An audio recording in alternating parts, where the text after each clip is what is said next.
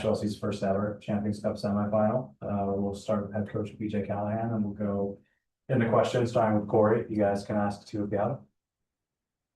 Here we go. Yeah. All right. BJ, and I don't want to jinx you, but 6 Champions Cups matches. You guys have allowed 1 goal. What has been the key to your defense in these international games? What have you turned on so far? Yeah, for us, I mean, we defend as a collective. So, I mean, it's everybody doing their job and working together. We try to be a team that's hard to play against when we don't have the ball. And so I think you've seen, from a collective group of guys committed to defend, and then you see some really big individual performances, whether that's with Brian making saves when he's supposed to, the back line, winning their individual duels. Midfielders winning second balls, all of those things add up. And I think we take just as much pride in scoring goals as we do trying to keep as many clean sheets as possible. And when you look at the season, the MLS season being so long, playing these games along the way that really you have to amp up for, how much does that help you keep things on point with your team? Yeah, I mean, for us, we talk about intensity being the starting point all the time. So whether it's an MLS game, a CONCACAF Champions Cup game, we want to come out and play with the same intensity each and every game. That's the challenge to the group. That's the standard that we've set here. And I don't think tomorrow night's any different. Right.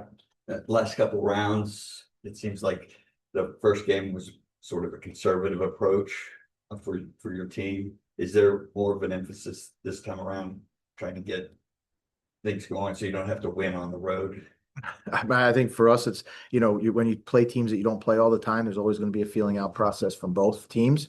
And I think, we're ready to sort of, we've done our preparation and we'll put our game plan in. I think we're ready to kind of just be able to go toe to toe and eye to eye with them.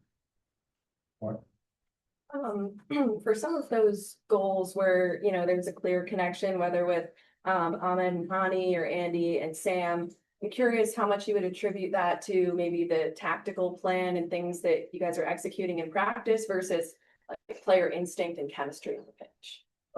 Yeah, I mean, I think, listen, we have clear ideas on how we want to attack and how we want to try to attack the penalty box and score goals. But at the end of the day, the players make the plays. And it's their skill and their ability to kind of, navigate the situation. But it's, making sure that we have clarity in what we're trying to accomplish. And I think you saw that, being executed at a high level. Now, in this round of the tournament, do you think it's still possible for your group to look at it as just another game where there are only 4 teams standing when you look at the bracket?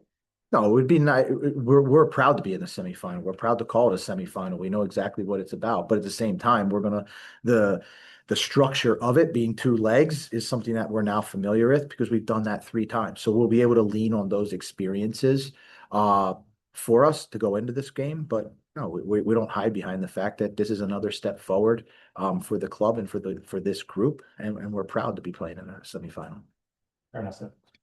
Coach, knowing the importance of the home advantage in this series and how strong the team has become in Geodis Park, how do you balance the need to get a strong lead tomorrow while keeping the tactical order to prevent an away goal for complicated the second leg in the Monterrey?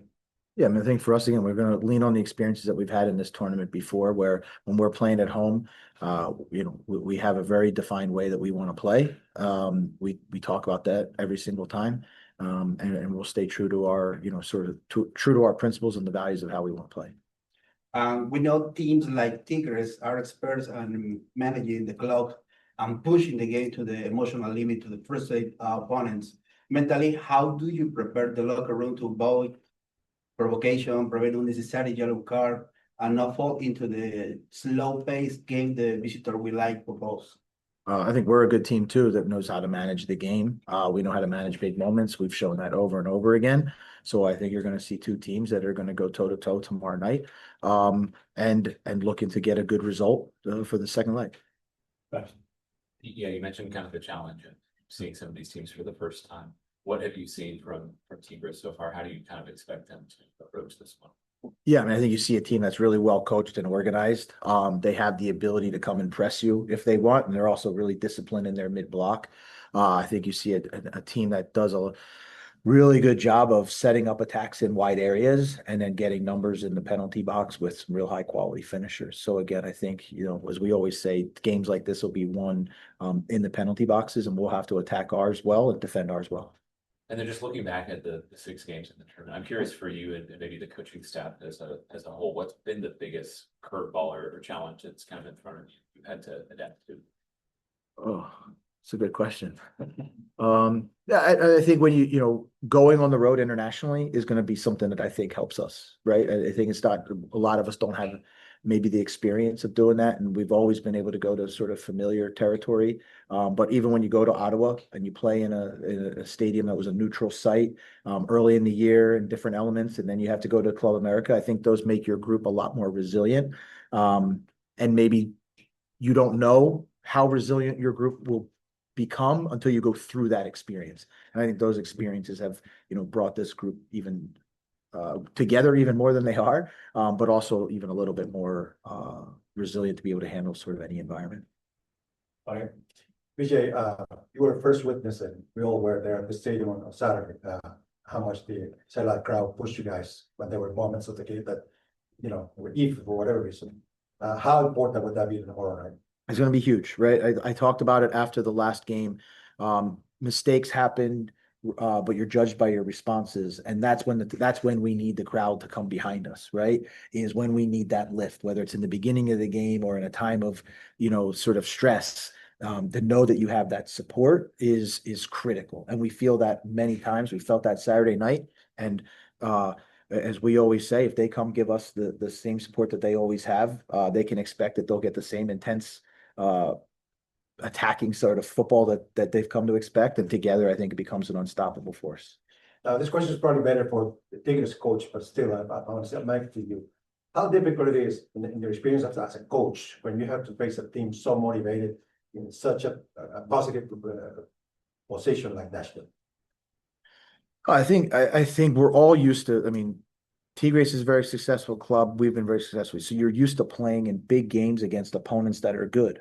That's what happens when you get to a semifinal and you put 2 elite teams. So I think for us, we all know that the game is going to be played at a high level, and it's going to be decided by moments. And for us, it's going to be about making sure that we capitalize on the moments that we're given. Mary? Yeah, PJ. Tomorrow is expecting a raining day. Should be raining day. Also, you have, I want to know about the situation of the Sam and the other who was 100% ready to play, but was an injury last week. Yeah, I mean, so we're with Sam. He practiced with, you know, still practice, came out of the game okay. So we're still looking at, you know, we're only 2 days out, so we're continuing to monitor a lot of the guys. But everybody was out there training today. The weather's the weather. We're professionals, and we'll deal with it. And I know that we have a great staff here that makes sure that we, you know, take care of anything that happens, and a great grounds crew that'll make sure that the field is as good as it's always been. Right. What brought up Sam? How much better do you think it made this team having to play a few games without him and still finding goals? I mean, I think for us, it's just another opportunity that says when we talk about next man up and guys being ready and using all of our players through all the competitions, it's just another data point that this is a team, and guys are going to have to step up in different roles at different times when they get their opportunity. But we are a collective team, and I think that being a collective team is what can advance you far in both league play and tournament play.